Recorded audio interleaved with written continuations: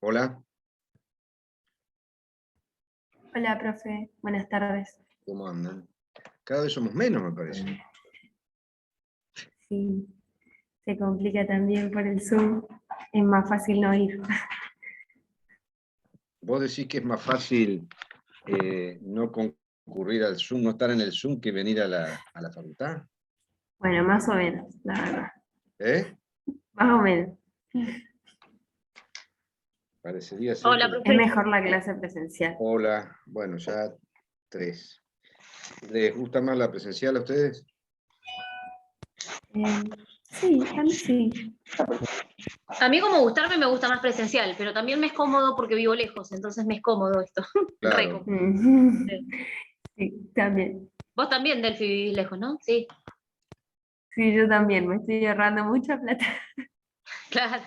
No, plata y tiempo, porque igual de todos modos, bueno, esto es una excepcionalidad, ¿no? Por la situación esta del frío, pero indudablemente que, dadas las circunstancias, se ahorran plata y tiempo. Ujú. Pensar todo lo que, más viviendo lejos, el tiempo que le llevaría a cada uno, ¿no? No sé si quieren que arranquemos, son 2 o 3 temitas nomás, porque yo ya estoy terminando mi parte, o si se va a conectar alguien más, si saben ustedes si se va a conectar alguien más. No, avisó un compañero en el grupo que no iba a estar, que es Sergio, y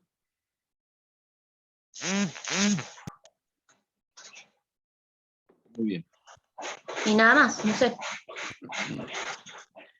Nosotros vamos a ver ahora, para finalizar, temas referidos a la protección constitucional de la familia y fundamentalmente el matrimonio, el derecho de casarse, y más que nada yo quería comentarles un fallo que con toda seguridad va a estar dentro de las preguntas que vamos a hacer el sábado. Bueno, el sábado es el examen a las 10. Sí. Ahí sí es presencial, ¿no? ¿Lo saben a eso? Sí. Sí, sí, sí. Yo no voy a estar el sábado porque nos dividimos. Voy a estar para el recuperatorio. Les deseo que bueno, puedan pasarlo bien y aprobarlo y no tener que estar en el recuperatorio el 25. Si alguien nos vamos a volver a ver, va a ser el 25. Muy bien. La familia en la Constitución goza de protección prevista en el artículo 14 bis. Hay otras referencias a la familia en la Constitución, por ejemplo, recuerden ustedes cuando vemos el derecho a la educación, está prescrito de manera desarrollado, digamos, de manera profusamente en el artículo 75, inciso 19 de la Constitución. Ahí hace referencia al papel fundamental que en materia educativa tiene la familia. Pero es en el artículo 14 bis donde aparece en el texto constitucional la protección de la institución familiar, de la familia. Diciendo lo siguiente.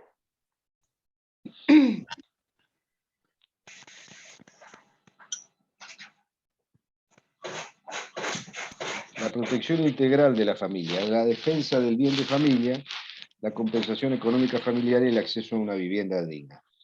Bueno, obviamente que como dice o como decía el profesor italiano Bobbio, en materia de derechos humanos hay una profusa normativa, fundamentalmente a partir del año 1948 en adelante, pero el gran desafío, cuando vemos, por ejemplo, entre otras cosas, el acceso a una vivienda digna, el gran desafío es la realización efectiva de los derechos humanos que están prescritos en una cantidad muy importante de declaraciones, convenciones, pactos, etcétera, etcétera.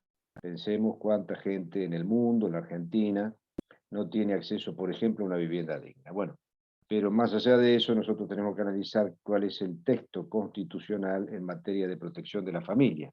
La protección de la familia, por ejemplo, la defensa del bien de familia. El bien de familia, que estaba prescrito en una ley y ahora en el Código Civil, establece la posibilidad de defender el bien en relación a las deudas, el bien que se utiliza como vivienda, debe ser utilizado como vivienda a los efectos de que no pueda ser ejecutado por una deuda. No vamos a entrar en los detalles prescritos en el Código Civil, porque acá en definitiva estamos haciendo referencia al texto constitucional, pero simplemente decir que está afectado a partir de la inscripción en el registro de la propiedad inmueble, obviamente que no es oponible a los acreedores anteriores, sino que es con posterioridad a esa inscripción, y hay algunas 2 o 3 excepciones que en los casos en los cuales se puede ir contra esa propiedad, pero si no, queda absolutamente exenta de ser perseguida por los acreedores, justamente como una manera de proteger la vivienda familiar. Bien. Nosotros vamos a hablar del matrimonio fundamentalmente y de un fallo que yo se los he traído, que se llama, o está caraturado, Cejean con Sachs de Cejean.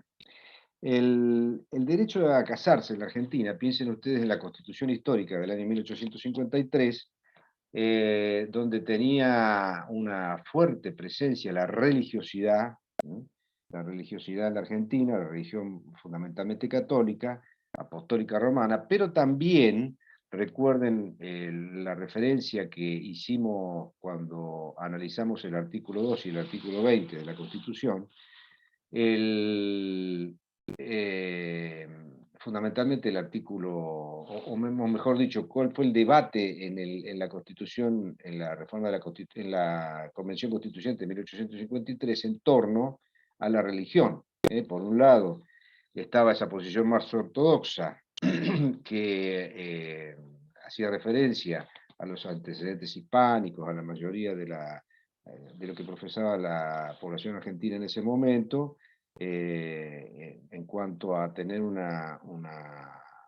encolumnamiento total con la religión católica, y por otro lado esa posición más abierta de favorecer la inmigración y por lo tanto plantear la libertad de cultos. Entre esta posición de la necesidad de la libertad de cultos y por lo tanto poder abrir la puerta a inmigrantes extranjeros que profesaran otros cultos que no sea el católico, más la influencia de la religiosidad en cuanto a que el matrimonio era en ese momento más una cuestión religiosa que una cuestión civil, hizo que tuviera un tratamiento muy, pero muy escueto en la Constitución Histórica del año 1853,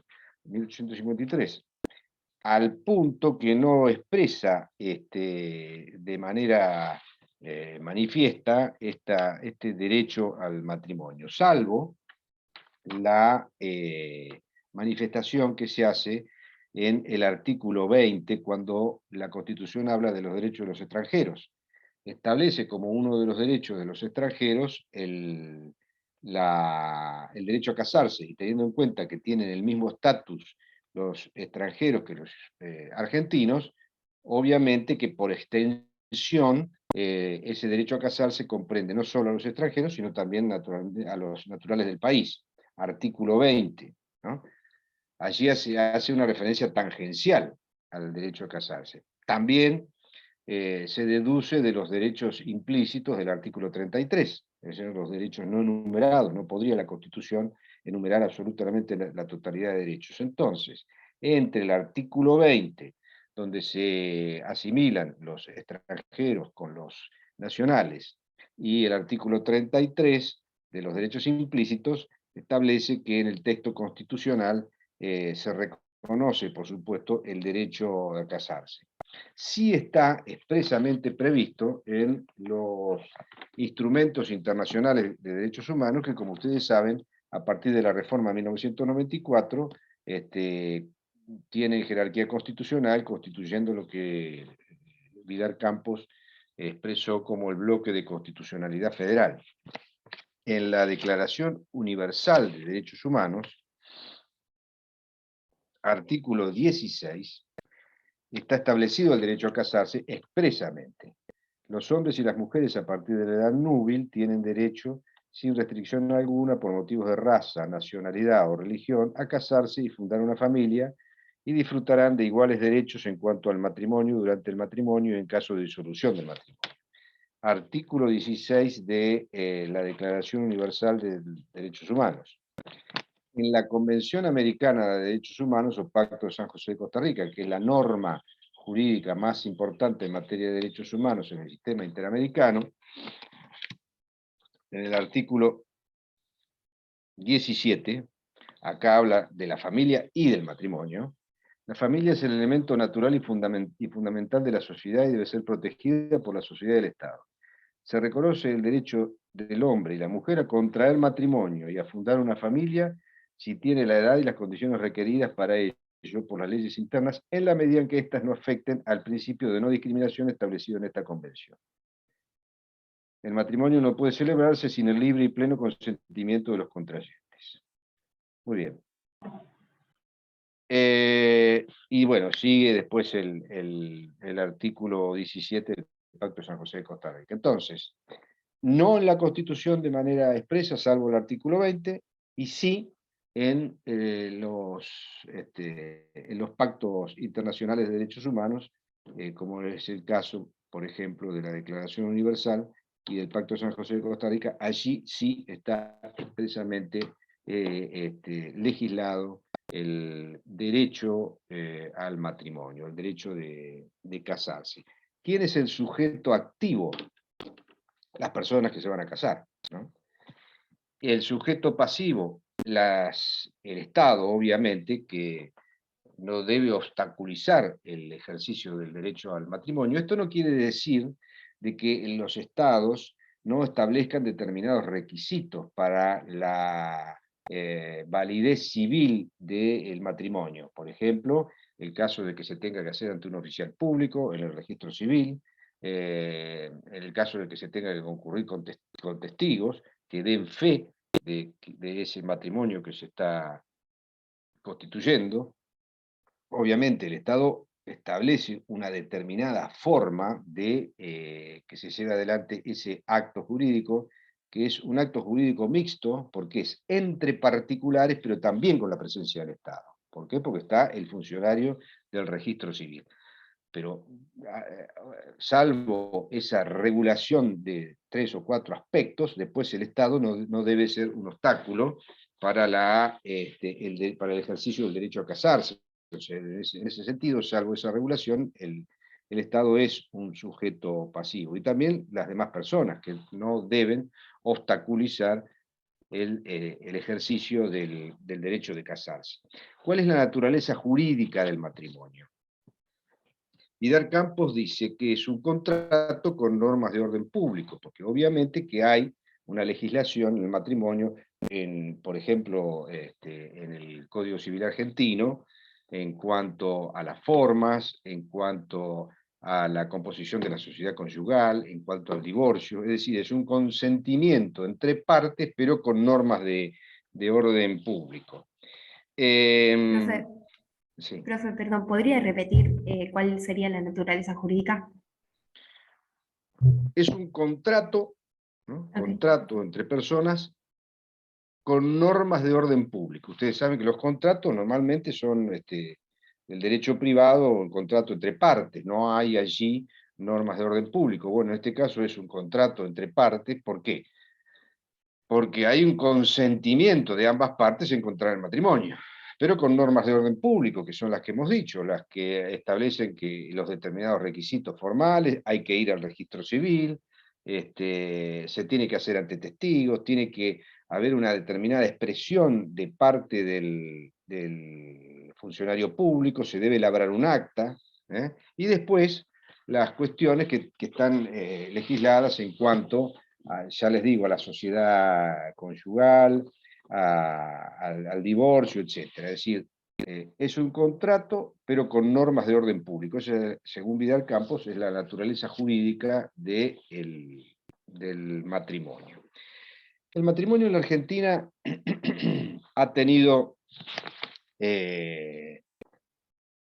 piensen ustedes que la ley de matrimonio del año 1888, ley de matrimonio civil, la ley 2393, desde ese momento hasta ahora, los cambios muy importantes que ha habido en la institución del matrimonio. El matrimonio, en cuanto, por ejemplo, a la disolución del vínculo, era, a través de tantísimos años de vigencia de la ley 2393, absolutamente indisoluble. Es decir, una persona se casaba, ese vínculo no se rompía, bueno, salvo por muerte o algún otro caso, pero no existía el divorcio vincular. Por lo tanto, la persona que se separaba no recuperaba la aptitud nupcial, no podía volver a casarse. Muy bien. Esto fue así durante muchos años, a pesar de que situaciones, ustedes ya lo van a ver en los considerandos del fallo de Sejian con Sejian, las sociedades van mutando, van cambiando, van apareciendo nuevas ideas, nuevas realidades, y la legislación obviamente que tiene que ir acompañando esos cambios en la sociedad. Uno de ellos era la posibilidad de la disolución del vínculo, el vínculo matrimonial, de manera que las personas que se habían casado y por las circunstancias que fuere, se habían separado y ya estaban con otra pareja, bueno, poder, en el caso de que quisieran, poder regularizarlo desde el punto de vista legal, ¿no? Esto fue así y llegamos al año 1986. En el año 1986 ya estaba, digamos, recuperada la democracia en Argentina, ya estaba en tratamiento en la Cámara ya tenía media sanción en la Cámara de Diputados de la Nación la ley de divorcio vincular. En el medio, entre que pasó de diputados a senadores y el tiempo que llevó en el Senado convertirse en ley, la ley de divorcio vincular en el año 1987, sale el fallo que yo les mencioné, Sejian con Sac de Sejian, donde la Corte, yo ahora les voy a leer y vamos a comentar algunos de los aspectos del fallo, donde la Corte justamente declara la inconstitucionalidad del artículo 64 de la ley 2393 y reconoce en ese matrimonio que se había separado y que quería volver a casarse, les devuelve aptitud nupcial, ¿no? Este es el fallo, entonces, del año 1986. Después, con posterioridad, este es un cambio muy importante en la institución del matrimonio, la ley de divorcio vincular. Y el otro cambio muy importante se dio en el año 2010, a partir de la entrada en vigencia de la ley 26618 de matrimonio igualitario. Es decir, allí lo que se cambió en el año 2010 fue el artículo 172 del Código Civil, que ahora está el matrimonio igualitario en el artículo 406, después de la reforma del Código Civil y Comercial del año 2015, pero en el texto anterior a la reforma hablaba de hombre y mujer. El texto reformado en el año 2010 establece que se menciona a los contrayentes sin hacer referencia al sexo. Dice el nuevo artículo 172. Decía el 172 reformado, ahora es el 406. El 172 decía: es indispensable para la existencia del matrimonio el pleno y libre consentimiento expresado personalmente por ambos contrayentes ante la autoridad competente para celebrarlo.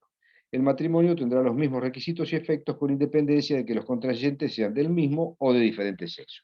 La redacción anterior decía: es indispensable para la existencia del matrimonio el pleno y libre consentimiento expresado personalmente por hombre y mujer ante la autoridad competente para celebrarlo. Otro cambio muy importante, entonces, es el del matrimonio igualitario, tal cual como lo fue la ley de divorcio vincular.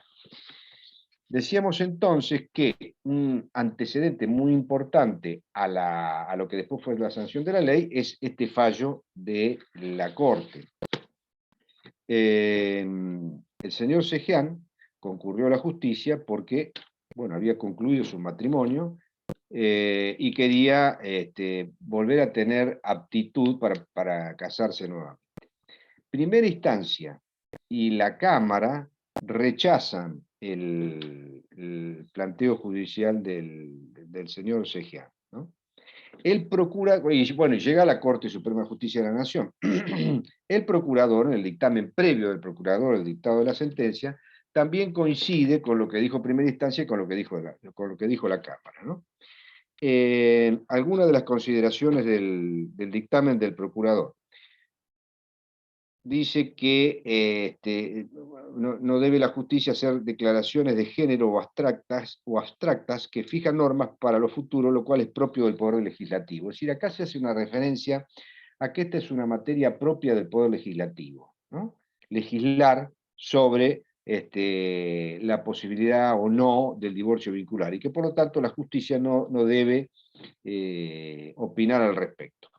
Esto en la opinión del procurador, que es coincidente con primera y segunda instancia. Sigue el procurador diciendo: el derecho a obtener el divorcio vincular no se encuentra consagrado por ningún texto constitucional, ni mucho menos puede entendérselo como uno de los derechos no numerados a que alude el artículo 33 de la Constitución. ¿Qué dice el procurador?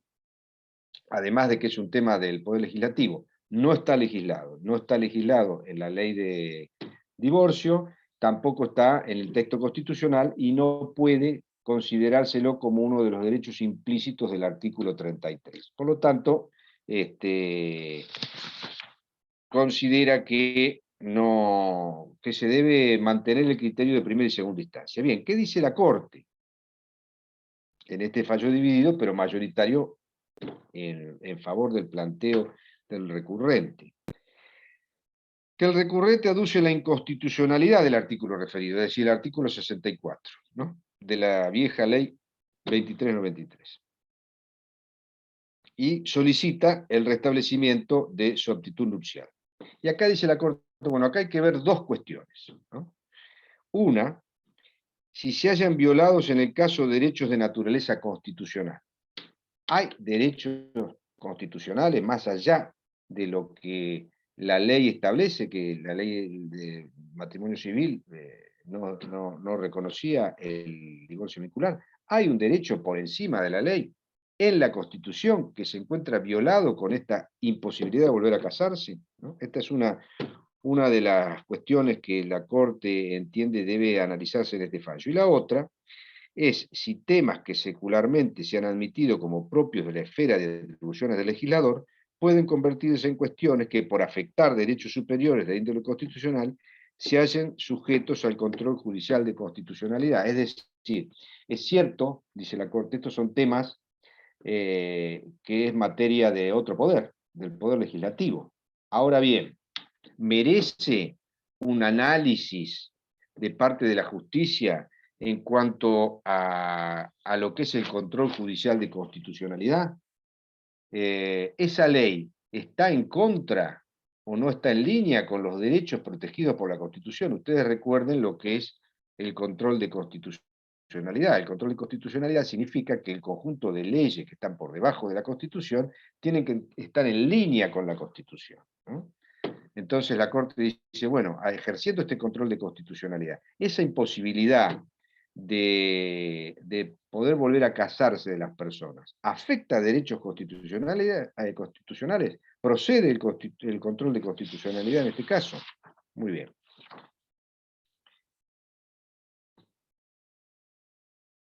Que en relación a la pregunta sobre si el régimen del artículo 64 de la ley 2393 afecta a derechos constitucionales, la Corte dice que la respuesta debe ser afirmativa. Nuestra Constitución, obviamente, no enumera la totalidad de los derechos que ampara. El artículo 33 habla justamente de los derechos implícitos. Entre los derechos así amparados se halla evidentemente, entonces dice, bueno, no están enumerados todos los derechos, es imposible, pero entre los que no enumera se halla evidentemente el derecho a la dignidad humana. Entonces, vincula la posibilidad de volver a casarse, de recuperar aptitud nupcial con la dignidad humana. ¿Hacia la dignidad humana o no el derecho de poder volver a casarse? Obviamente que sí. Más adelante dice que constituir una familia se halla íncita en la naturaleza humana.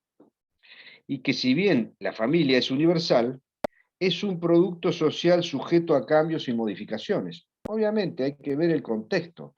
Una cosa era el contexto en el año 1888, el dictado de la ley 2393, ¿no? Y otra es producto de los cambios que se van produciendo en las sociedades, el contexto del año 1986.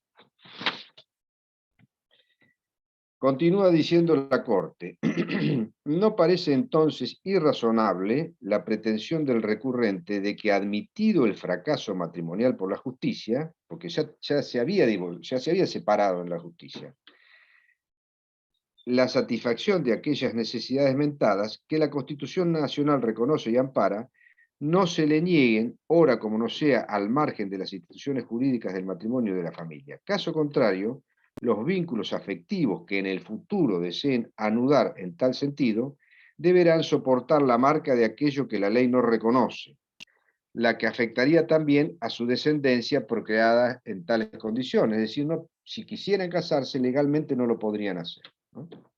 Si se mantuviera el criterio de la indisolubilidad del matrimonio.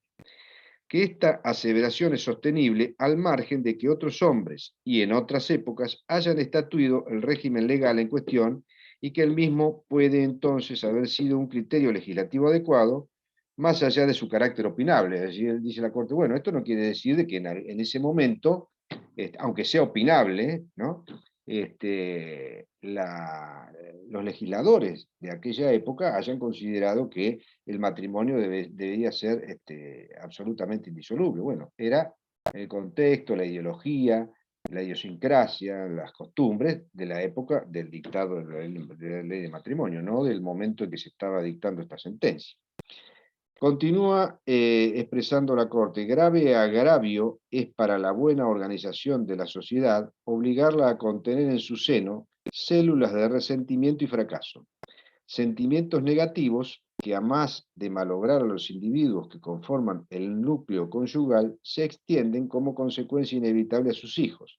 Se conjugarían así una desdicha individual con otra de innegable alcance social, es decir, la repercusión de no poder concretar a aquellos que lo desearan legalmente el matrimonio, porque la ley se lo impedía y con posible repercusión en su descendencia.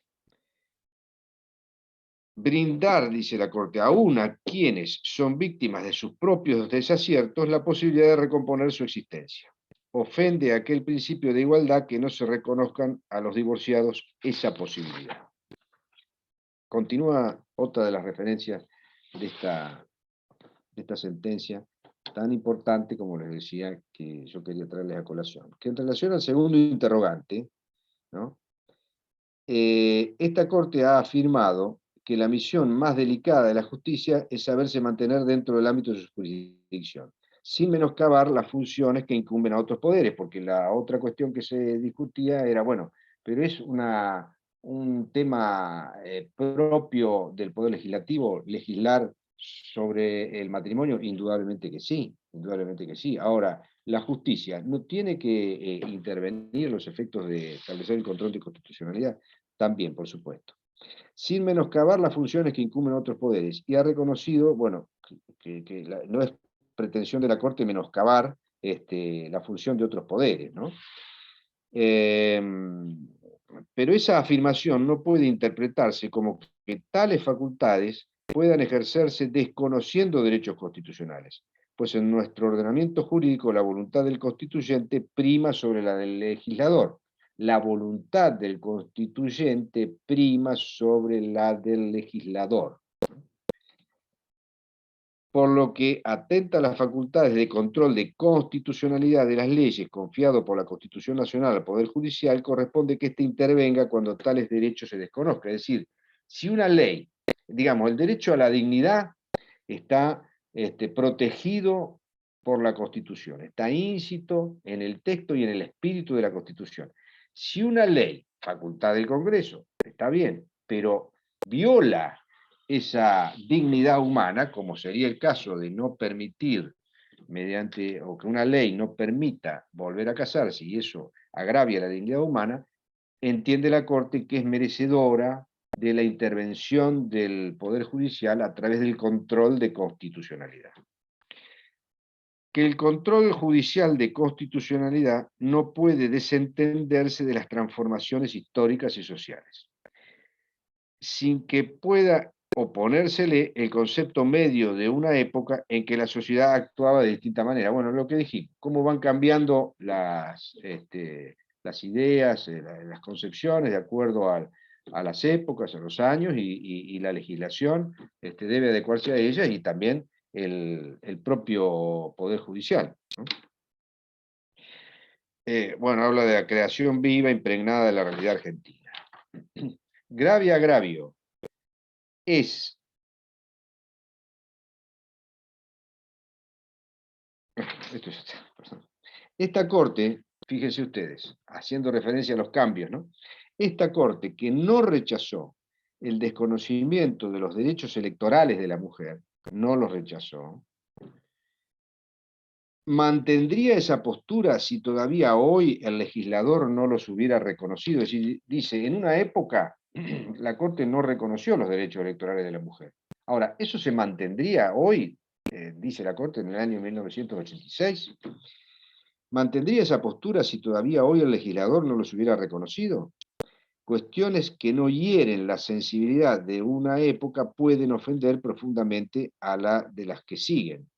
Los tormentos y azotes que proscribió la Constitución de 1853 fueron detalladamente previstos en legislaciones anteriores y constituyeron una práctica judicial corriente universalmente, no por uno, sino por muchísimos siglos, ¿no? Es decir, cuestiones que en otro momento histórico podían incluso no haber sido rechazadas por la justicia, producto de los cambios, así como hace referencia al derecho electoral de la mujer, que en un momento de nuestra historia fueron reconocidos, debieron haber sido reconocidos mucho antes, o mejor dicho, nunca debió haber sido el derecho de un solo, únicamente de los hombres, pero bueno, lo cierto es que la evolución hizo que en un determinado momento se reconocieran los derechos electorales de la mujer. Entonces, en el año 1986, dice, lo que la justicia no objetó hace, no sé, 40, 50 o 60 años, ¿lo objetaría ahora? Obviamente que sí, ¿no? Estos cambios, igual los tormentos, azotes, etcétera, estos cambios que se van produciendo en las sociedades y que por lo tanto lo que era entendible en el momento de la elaboración de la ley de matrimonio civil no lo es en el momento del dictado de la sentencia. Muy bien. Que todo lo antedicho conduce a que lo dispuesto en el artículo 64 de la ley 2393 y todas aquellas normas que resultan concordantes con ese texto legal en cuanto privan a los divorciados de la posibilidad de recuperar la actitud nupcial, deben ser declarados inconstitucionales.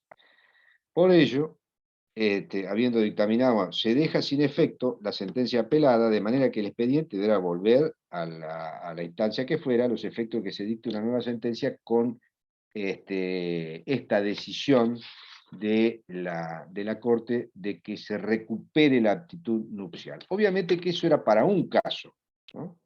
Entonces la Corte dice en algunos, porque no leí todos los considerandos, que debería el Poder Legislativo dictar la norma que habilite ya definitivamente el divorcio vincular y no sea una cuestión de que tal o cual persona vaya a la justicia y logre para sí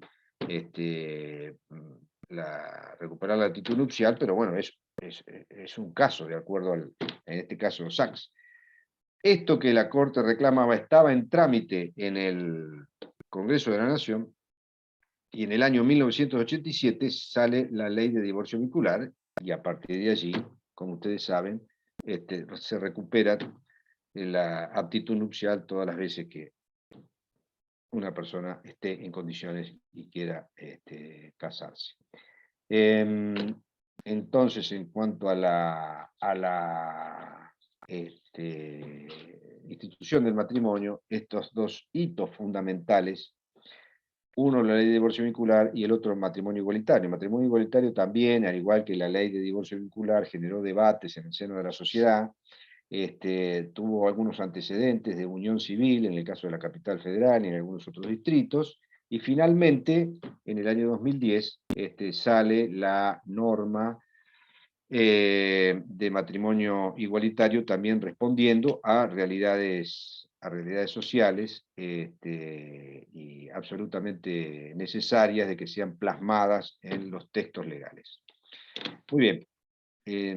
Yo les quise dar con algún detalle, para terminar el programa, lo que a mí me tocaba, este último fallo, porque sin duda, si les toca, va a estar entre las preguntas que vamos a hacer el sábado.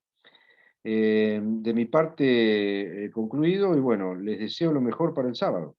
Les quedan unos días para repasar un poco y, bueno, Sí, gracias, profe. que tengan el mejor examen, ¿eh? Bueno, un placer haber cursado con ustedes. Bueno, muchas gracias.